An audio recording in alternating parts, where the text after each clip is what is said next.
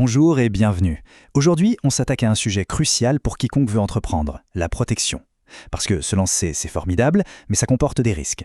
Et pendant très longtemps, l'échec professionnel pouvait vouloir dire la ruine personnelle. Alors on va voir ensemble comment la loi a petit à petit construit un véritable bouclier pour protéger le patrimoine de celles et ceux qui osent se lancer.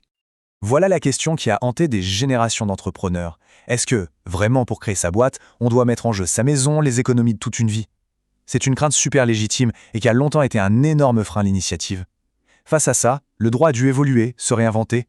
Alors, pour bien comprendre comment on en est arrivé là, notre parcours va être assez simple. D'abord, on va regarder la source du problème, le risque de base. Ensuite, on verra pourquoi il fallait absolument une protection. Et enfin, on va décortiquer les deux grands mécanismes créés par la loi, d'abord l'insaisissabilité et puis la fameuse séparation des patrimoines. C'est parti! Allez, on commence par le début, le danger. Pour bien saisir l'efficacité des protections d'aujourd'hui, il faut comprendre d'où on part. Et tout commence avec un principe fondamental du droit français, l'idée d'une responsabilité totale de la personne.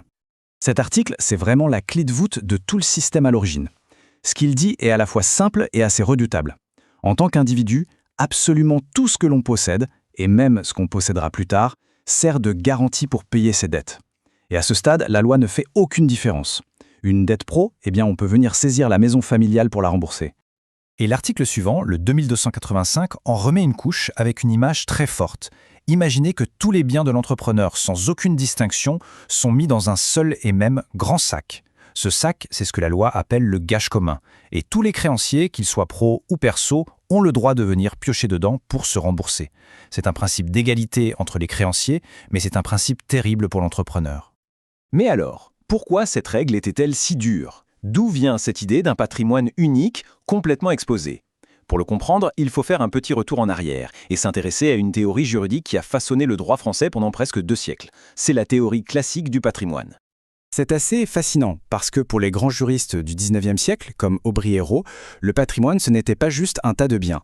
Non, c'était vu comme le prolongement direct de la personne.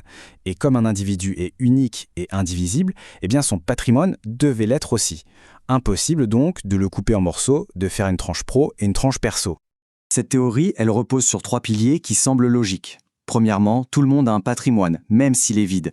Deuxièmement, on ne peut en avoir qu'un seul. Impossible donc d'en créer un second juste pour son activité pro. Et enfin, chaque patrimoine est forcément rattaché à une personne. C'est cette logique implacable qui a enfermé l'entrepreneur. La conséquence de cette indivisibilité, elle est très concrète, vous vous en doutez.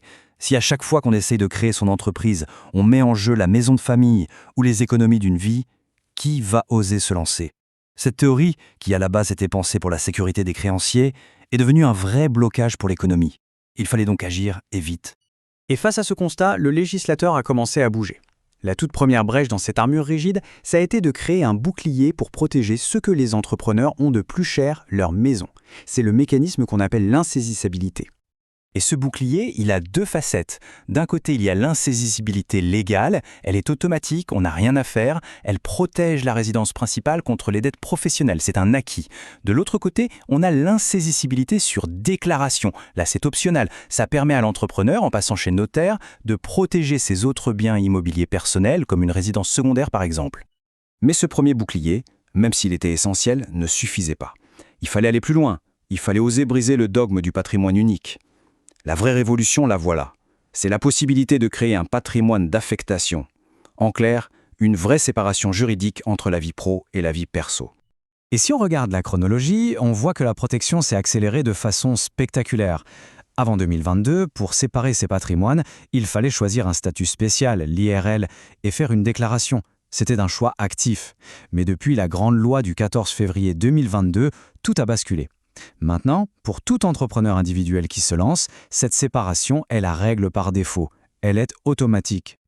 Le point vraiment crucial à retenir, c'est que cette loi a complètement changé la donne. Elle a créé un nouveau statut par défaut pour l'entrepreneur individuel. Un statut qui intègre cette protection dès le départ. C'est d'ailleurs pour ça qu'on ne peut plus créer de IRL aujourd'hui. L'entrepreneur individuel classique est devenu par nature tout aussi protecteur.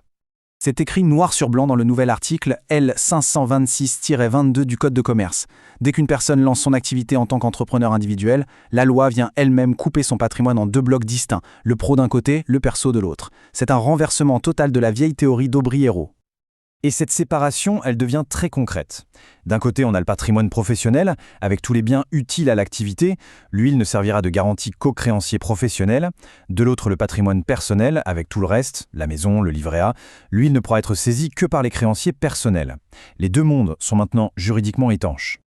Attention quand même, un petit détail pratique qui a son importance. En cas de conflit, si un créancier pro veut saisir un bien, la charge de la preuve s'inverse. C'est à l'entrepreneur de prouver que ce bien appartient bien à son patrimoine personnel et qu'il n'est pas utile à son activité.